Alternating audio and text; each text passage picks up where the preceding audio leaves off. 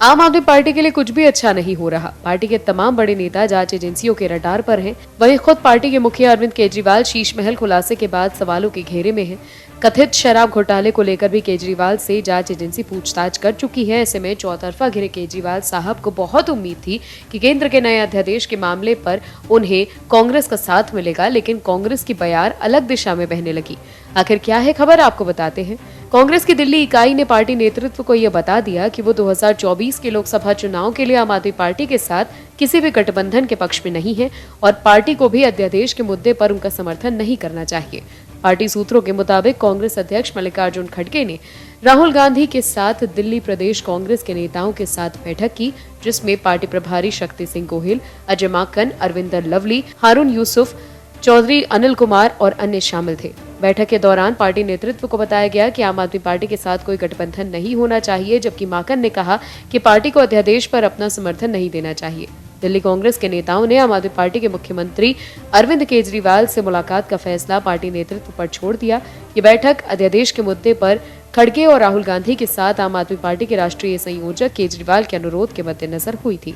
केजरीवाल ने शुक्रवार को एक ट्वीट में कहा था कि भाजपा सरकार द्वारा पारित अलोकतांत्रिक और असंवैधानिक अध्यादेश के खिलाफ संसद में कांग्रेस का समर्थन लेने और संघीय ढांचे पर हमले पर चर्चा करने के लिए कांग्रेस अध्यक्ष खड़गे जी और राहुल गांधी जी से मिलने का समय मांगा है। आम आदमी पार्टी नेता के अनुरोध के बाद कांग्रेस सूत्रों ने शुक्रवार को कहा कि पार्टी अभी भी उनके अनुरोध पर विचार कर रही है। उधर दिल्ली के साथ साथ पंजाब कांग्रेस के भी कई नेताओं ने इस मुद्दे पर केजरीवाल का समर्थन करने का विरोध किया है।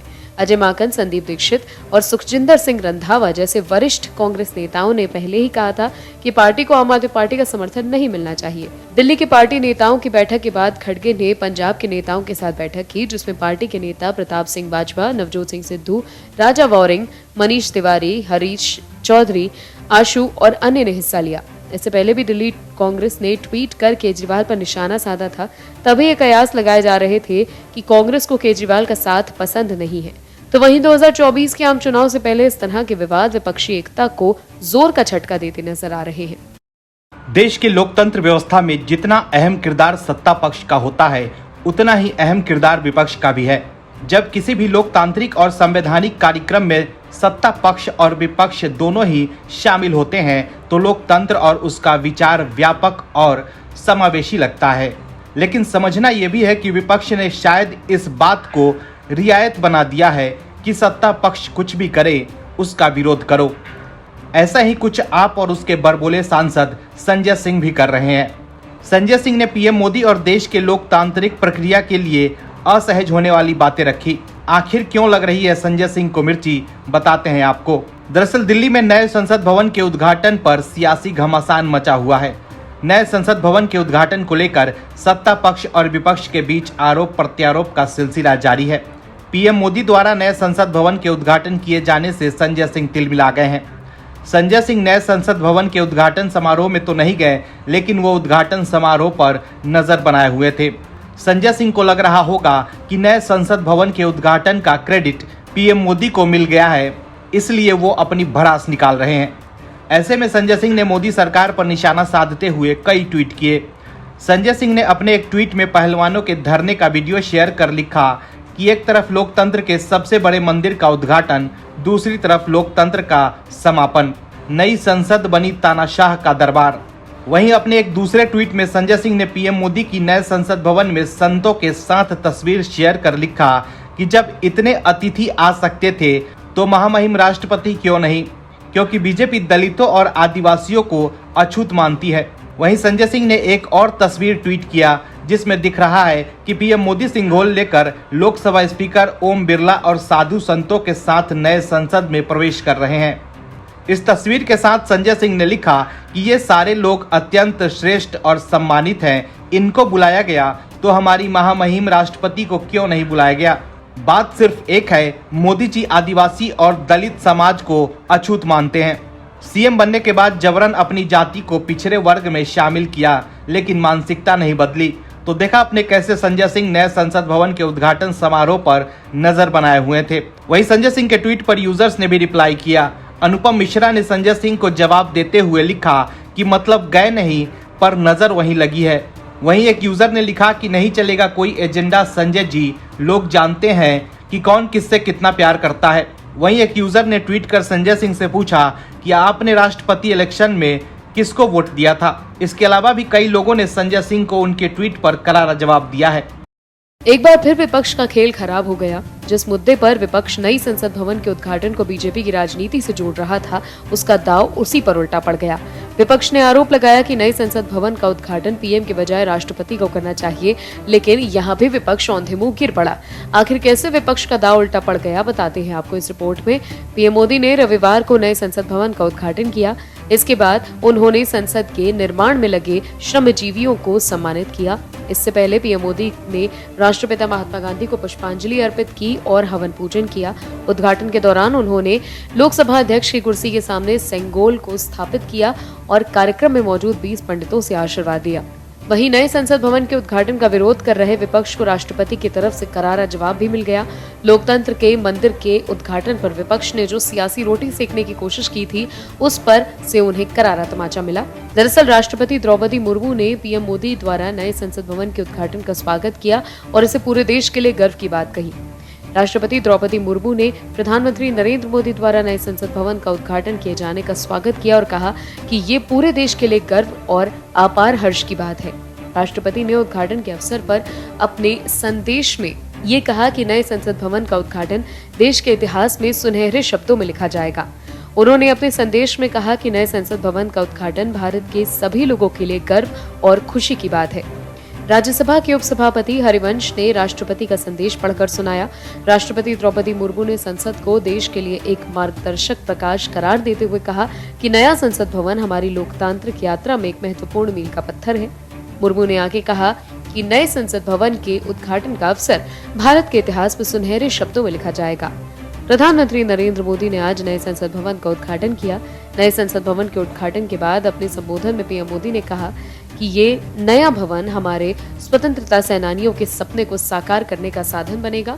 ये नया भवन आत्मनिर्भर भारत के सूर्योदय का साक्षी बनेगा। ये नया भवन विकसित भारत के संकल्पों की सिद्धि होते हुए देखेगा। नए रास्तों पर चलकर ही नए प्रतिमान गढ़े जाते हैं। आज नया भारत नए लक्ष्य तय कर रहा है। नया जोश, नई उमंग है, दिशा नई है, दृष्टि नई है। कुल मिलाकर देखें तो राष्ट्रपति के बहाने राजनीति चमका रहे विपक्ष को करारा जवाब मिल गया है। प्रधानमंत्री नरेंद्र मोदी ने रविवार को संसद के नवनिर्मित भवन का उद्घाटन किया। इस कार्यक्रम का कांग्रेस समेत 21 दलों ने विरोध किया है। हालांकि 25 से ज्यादा दलों ने इस कार्यक्रम का समर्थन भी किया। ऐसे में कहा यह जा रहा है कि पक्ष के मुकाबले विरोध करने वाले विपक्ष का कुनबा छोटा था।